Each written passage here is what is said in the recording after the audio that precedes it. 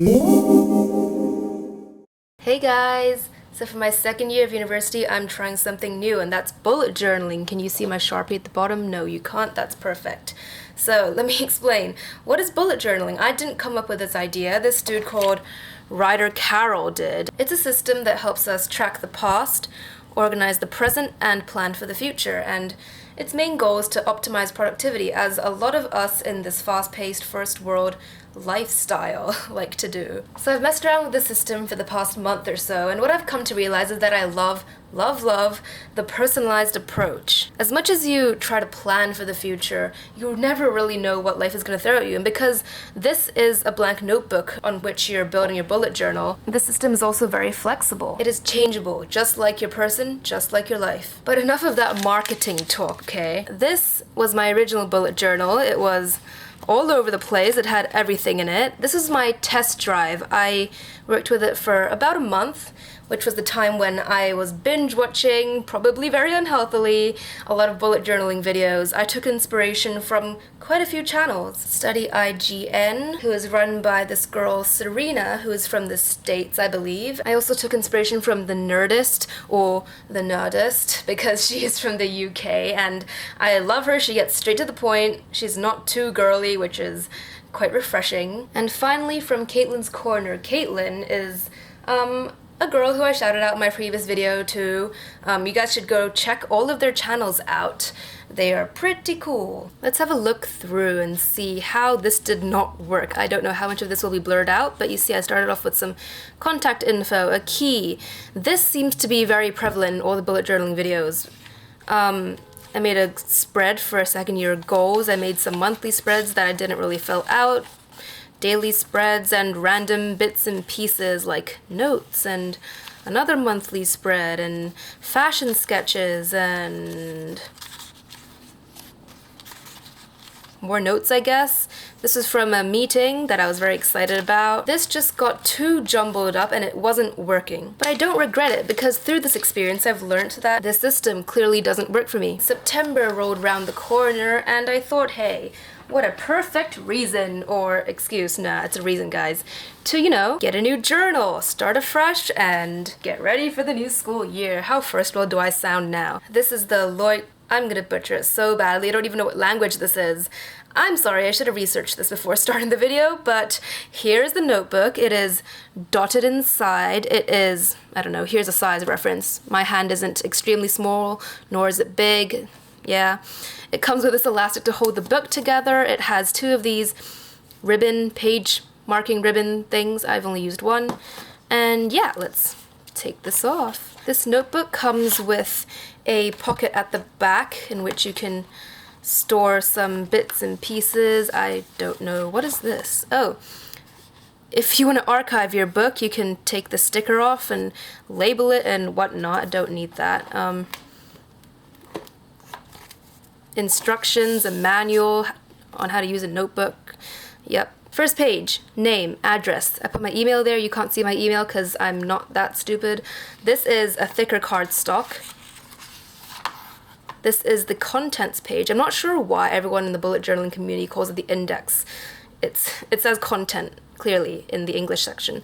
So yeah, have a look. This is how I structured my journal so far. I've only just started. So I have my second year goals. I have a sleep log. I have my reading list, drawing list, term at a glance. And that is 2 months on each page. So the one spread would be 4 months. So I can really see when my core test dates are.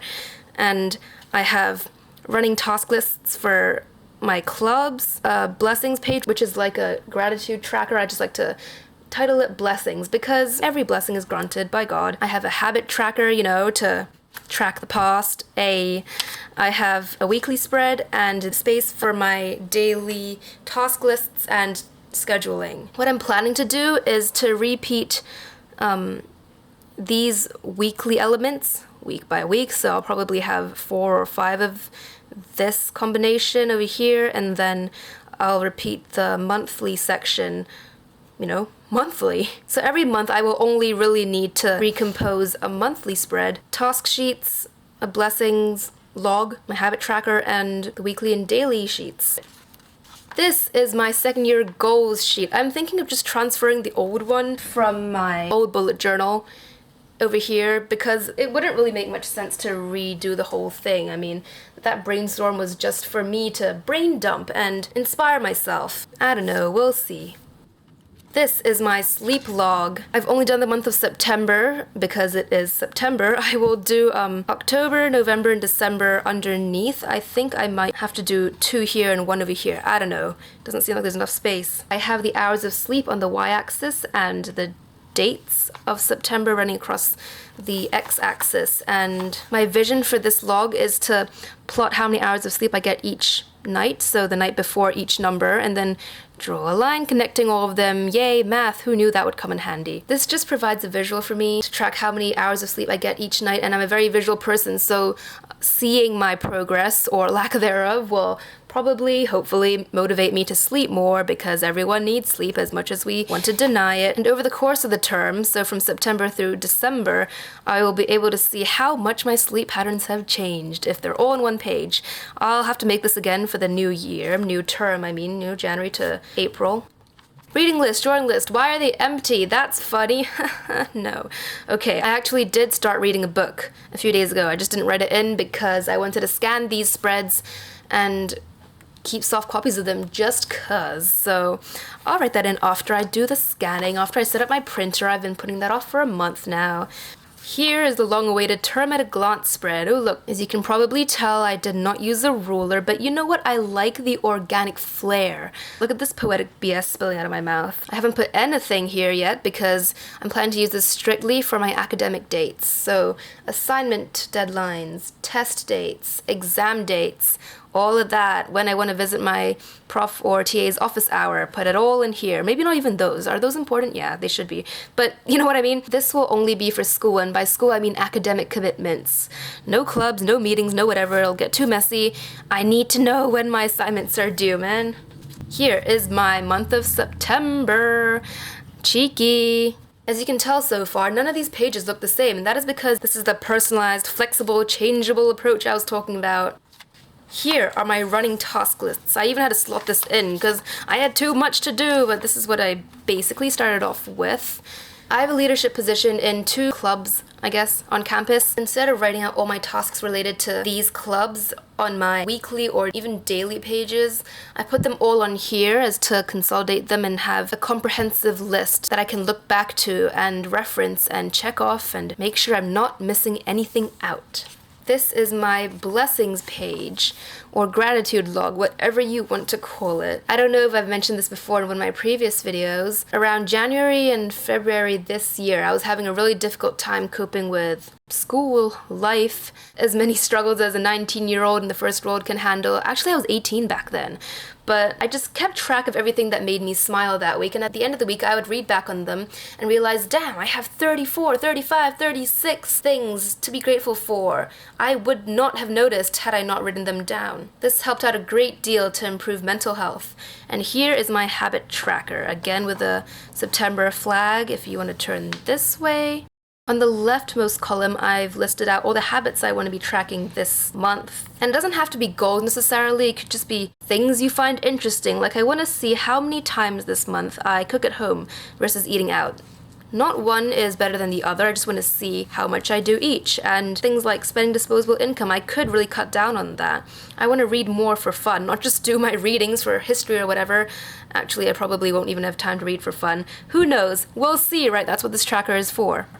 This is my weekly spread, and since school hasn't started and Frosh Week has yet to kick off officially, it is quite blank. I have a few driving lessons here and there, not much going on, but during the school year I will have my classes blocked out, meetings I need to attend, practices, whatever. In my how to get organized for uni, or I forgot what that video is called, but in this video over here, I introduced some sort of weekly, hourly planner. That I no longer use, but I really liked that system, so I basically replicated it on my bullet journal.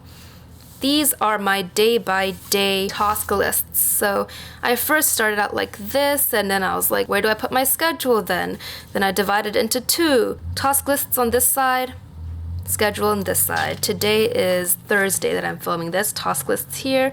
schedule here. If you haven't noticed, I actually started this daily task list plus schedule thing on a Tuesday. So I only really had 6 spaces, which is why it fits so neatly. So what I'm planning to do for next week is I'll have my weekly spread here by the hour, then I'll have Monday, Tuesday, Wednesday, Thursday, Friday, Saturday, Sunday, and for this half, I'll have a meal plan. It's just gonna be a very rough meal plan because I am planning to cook at home now. I have my own flat. I've moved out of student residences, so I just wanna cook a little something, you know? This page will be blank for notes and who knows. I'll start again. Weekly spread, Monday, Tuesday, Wednesday, Thursday, Friday, Saturday, Sunday, meal plan, blank. Weekly spread, you get the idea. That was fun. I also wanted to bring up the key element. Hey, not major element, but how the key works. On a lot of bullet journaling channels or study blurs, they use the traditional dot equals task and then you cross it out when you're done with a task. I didn't cap my Sharpie, that's why it's running out of ink. Go me. This is a migrated task for if you want to move it to the next day because you didn't do it that day because you were lazy or okay, never mind. A bunch of other stuff, but I don't use this because I don't follow rules. What a rebel. I use task boxes so I can visually tick them off when I'm done. It helps a lot. My grading tasks, I just put an arrow through them, and for appointments or events or anything that requires me having to socialize with other people, I use a circle. Yeah, I don't really differentiate between events or appointments just because like I said, I have to prepare something for other people, which is why I have a circle and not a box. A box is just for me, circle is for others. So yeah. Thank you for watching. Look at me trying to be so artsy. Give this video a thumbs up if you enjoyed it. Yes, that guy totally only has 4 fingers. Don't mind me. Leave a comment if you wish to. I'm not going to write subscribe on that sticky note because that would be too annoying. See you guys next Friday. Bye!